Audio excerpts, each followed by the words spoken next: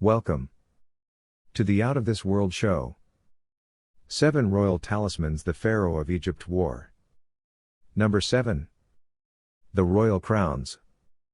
There were many types of crowns the Pharaoh wore in ancient Egypt. One was the red crown of Lower Egypt. If you wore this crown or a crown with just a cobra on it, you were representing the Lower Kingdom. Now if you wore the white top crown or just a jackal on top of a crown, you represented the Upper Kingdom. Now if you wore both crowns together, or the crown with the cobra and jackal together, you were king of both kingdoms. The Pharaoh also had a golden crown and armor he wore when battling against other kingdoms.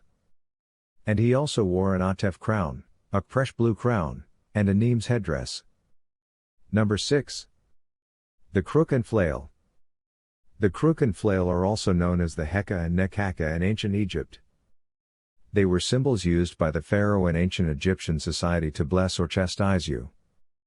The crook was for the people he blessed and the flail was for people he chastised.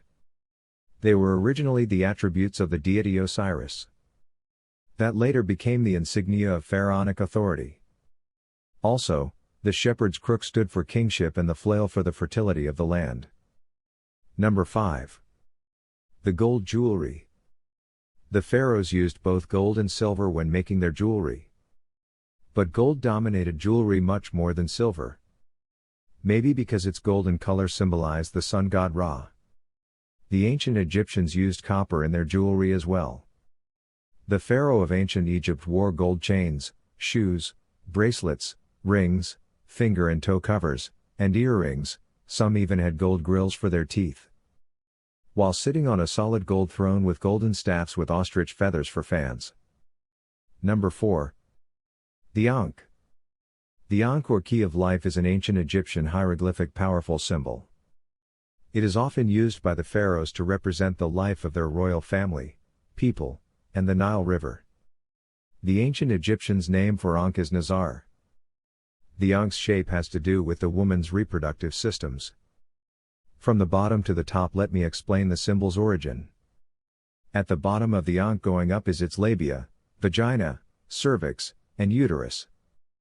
From the middle to the sides are the fallopian tubes to the ovaries on the ends.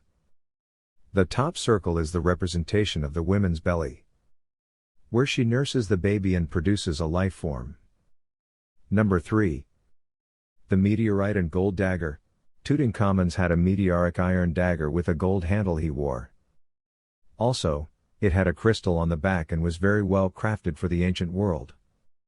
He also had a gold dagger with a gold case with animals pictured on the side, that he wore in the battles to match his crown and armor. His meteorite blade was his favorite because it showed him his connection to the gods. Also, it came from space and was made into a dagger before the Iron Age. Number 2. The strap-on beard.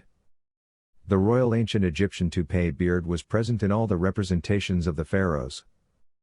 From their sculptures, hieroglyphics, and drawings on their papyrus. There are several types of hairpiece beards worn by the pharaoh. The rectangular false beard is one of the most common ones, because it was worn by the majority of the ancient Egyptian pharaohs.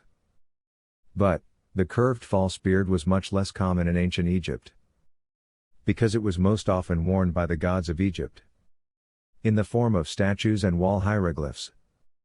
Number 1. The linen clothing. The pharaoh's clothing was way more transparent than others to show his wealth and status as a ruler.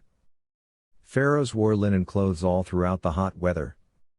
Pharaohs wore longer kilts and their women wore short skirts. Linen was made from flax, it's a plant native to the region. Also, they wore beaded and gold belts to symbolize their royalty. Thank you for watching. Now please like, subscribe and share, for more of the Out of This World show.